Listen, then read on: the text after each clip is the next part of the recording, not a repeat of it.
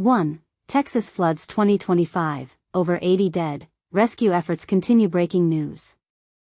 2. Texas flood tragedy, remembering the lives lost in the devastating flash floods. 1. Texas floods 2025, over 80 dead, rescue efforts continue. Breaking news. The devastating floods in central Texas have claimed the lives of more than 80 people, with the search for survivors entering its fourth grueling day. The impact has been particularly severe in Kerr County, where the Guadalupe River unleashed catastrophic flooding, leaving behind a trail of destruction and loss. The mayor of Kerrville, Joe Herring Jr., issued a somber warning, advising residents to brace for a rough week as the chances of locating any remaining survivors grow increasingly slim. One of the hardest-hit areas is Camp Mystic, an all-girls Christian summer camp, where 10 girls and 1 counselor remain missing. The camp reported that at least 27 young campers and staff members did not survive the swift currents of the Guadalupe River. Rescue efforts continue with crews navigating through debris and fallen trees, all while anticipating potential new downpours and flash flooding. The adequacy of weather forecasts and warning systems in the flood-prone region has come under scrutiny. Senator Chuck Schumer, the top Democrat in the U.S. Senate, has requested an investigation into whether budget cuts at the National Weather Service contributed to the scale of devastation. The flooding, which began on July 4, stands as one of the deadliest in the United States over the past century. Rescue operations have been nothing short of heroic. Hundreds of people have scrambled to find survivors, often clinging to trees or floating on furniture. As time progresses, the focus shifts from rescue to recovery, with teams pushing through challenging conditions to ensure no one is left behind. Forecasters predict more rain in Kerr County throughout the day, with much of central Texas, including the Hill Country, under a flood watch. The Weather Prediction Center warns that any storms moving through this vulnerable area will rapidly cause flash flooding. The victims include at least 75 people in Kerr County, northwest of San Antonio, with 28 being children. Additional casualties were reported in Travis, Burnett, Kendall, Williamson, and Tom Green counties. The community has mourned the loss of individuals like Jeff Wilson, a high school teacher, and Chloe Childress, a counselor at Camp Mystic, who selflessly put others before themselves. One family's story exemplifies the tragedy. 5 members were camping along the Guadalupe River and are among the missing, while a 6th survived after being swept downstream for over 15 miles. The ordeal highlights the unpredictable and perilous nature of these floods. The debate over warning systems has resurfaced. Kerr County officials have deliberated for years about constructing a flood warning system along the Guadalupe River but ultimately deemed it too costly. Senator Ted Cruz emphasized the need for a thorough examination to prevent future tragedies. President Trump is scheduled to visit Texas on Friday, coordinating with local officials to ensure his presence does not interfere with ongoing recovery efforts. His visit follows criticism of President Biden for not immediately traveling to North Carolina after floods there last year. The community has rallied to support those affected. Organizations and individuals have provided aid, emphasizing the importance of donating money rather than risking personal involvement in rescue efforts.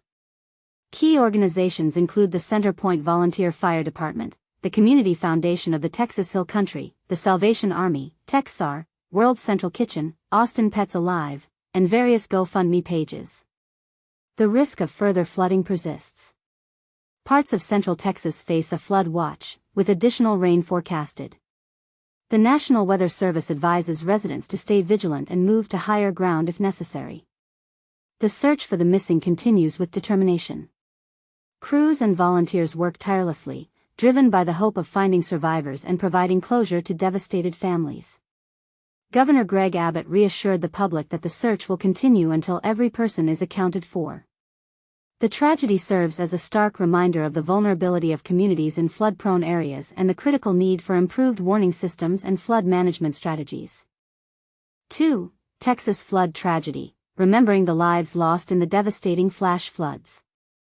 The heart-wrenching truth: floodwaters stole not just homes, but futures, vibrant young lives and selfless heroes among 13+ victims in Texas' catastrophic holiday weekend deluge.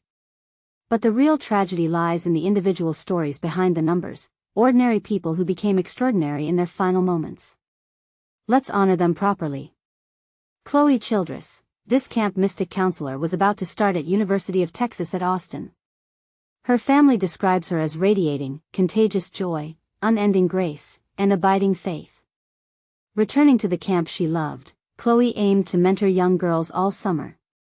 The Kincaid School's headmaster highlighted her remarkable way of making people feel seen and her steady compassion. Her legacy? Creating spaces where others felt safe, valued, and brave. She died embodying her selfless spirit, a loss that forces us to ask, how many future leaders did we lose that night? Jane Ragsdale, as Heart O, the Hills camp director, Jane personified the camp's mission to nurture strong, joyful women. Her death left the camp community stunned and deeply saddened, mourning a leader who truly lived their values. Julian Ryan, this 27-year-old's heroism is almost unbearable to recount. Trapped in rising floodwaters with his fiancée and 2 young sons, 13 months and 6 years, Julian placed the children on a floating mattress. When the bedroom door jammed shut, he smashed a window, suffering a severe arm wound. As water reached their chins, he whispered, "I love you. I'm so sorry," to his fiancée before losing consciousness.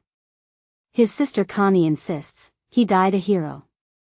Controversially though, should families have been warned earlier about flash flood risks in trailer parks? The debate rages. Catherine Eads, a psychologist and professor dedicated to helping children, Dr. Eads was separated from her husband while camping in their RV. Her family calls her an incredible wife, daughter, mother, and grandmother, emphasizing how her work positively impacted foster children and students. Her daughter's account makes you wonder, are we doing enough to protect recreational vehicles during extreme weather? Hannah and Rebecca Lawrence, these 8-year-old twins from Dallas attended Camp Mystic.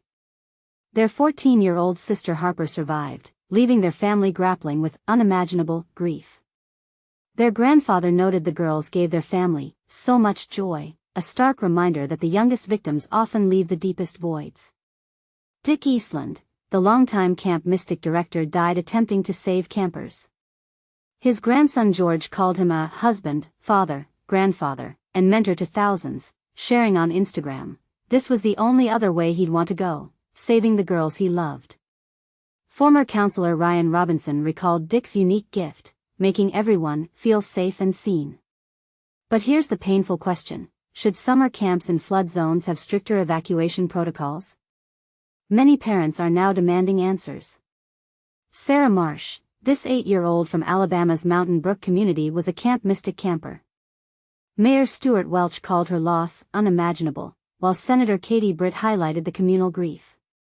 Her death underscores how disasters ripple far beyond their immediate geography. Janie Hunt, at just 9 years old, Janie perished while her cousins, Georgia Representative Buddy Carter's granddaughters, survived. Her Aunt Libby Hunt remembered her as precious and thanked God for the sweet love we all shared. The family's public mourning spotlights how tragedy connects strangers through shared pain. Blair and Brooke Harbor, sisters aged 13 and 11, were found together 15 miles from their cabin after praying with rosaries during the flood.